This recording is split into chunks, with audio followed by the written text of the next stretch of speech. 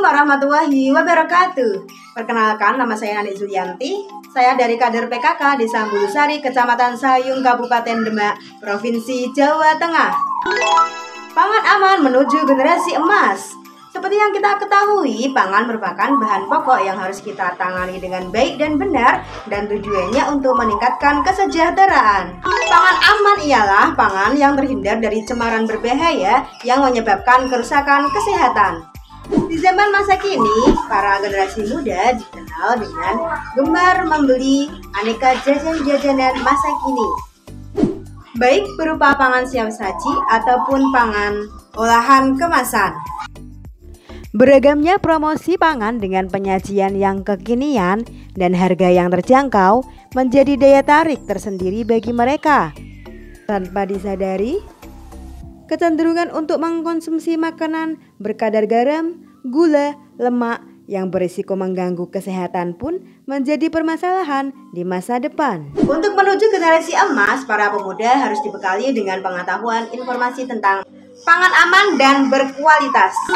Untuk mengetahui pangan yang aman, pangan tersebut harus terhindar dari cemaran. Yang pertama, cemaran kimia. Yang kedua, cemaran biologi. Yang ketiga, cemaran fisik.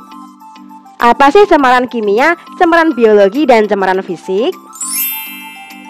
Cemaran kimia adalah terkontaminasinya pangan dari berbagai macam bahan atau unsur kimia yang menimbulkan pencemaran pada bahan makanan, seperti pestisida yang disemprotkan kepada sayur-sayuran ataupun buah-buahan. Kemudian bahan tambahan pangan seperti formalin, kemudian boraks yang dicampurkan ke dalam bakso, atau bahkan pewarna tekstil yang dicampurkan ke dalam minuman ataupun makanan lainnya.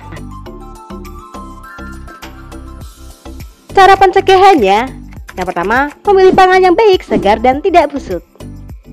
Yang kedua, mencuci bersih bahan makanan sebelum dimasak atau dimakan. Yang ketiga, untuk mengolah pangan harus menggunakan air bersih dan tidak menggunakan bahan tambahan pangan secara berlebihan. Oke guys, kita lanjut ke cemaran berikutnya, yaitu cemaran biologi. Cemaran biologi adalah cemaran yang berasal dari kontaminasi parasit, protozoa, dan cacing, beberapa kapang penghasil toksin, bakteri, dan virus yang dapat tumbuh dan berkembang dalam bahan pangan. Seperti tercemarnya bakteri dan virus yang ada pada serangga, kemudian jamur, kemudian pada makanan yang sudah basi. Untuk mencegah cemaran biologi, kita harus lakukan hal-hal berikut ini. Yang pertama, belilah bahan mentah dan pangan di tempat yang bersih dan juga penjualnya sehat. Yang kedua, pilihlah makanan yang sudah dimasak, yang disimpan, dipajang, dan disajikan dengan baik. Dan yang ketiga atau yang terakhir, konsumsi pangan dengan benar. Oke guys, kita lanjut ke cemaran yang terakhir, yaitu cemaran fisik. Cemaran fisik itu apa sih? Cemaran fisik adalah cemaran yang berupa benda-benda yang tidak boleh masuk ke dalam pangan, seperti isi staples, kerikil, kemudian rambut, dan juga pecahan kaca atau beling. Dan untuk mencegahnya, kita harus teknik terlebih dahulu. Cek kemasan, cek label, cek izin edar, dan cek kadaluarsa. Nah, itulah macam-macam pencemaran yang ada pada makanan. Untuk itu, kita harus pandai dalam memilih pangan yang aman, sehat, dan higienis, agar terhindar dari berbagai penyakit atau bahkan kematian.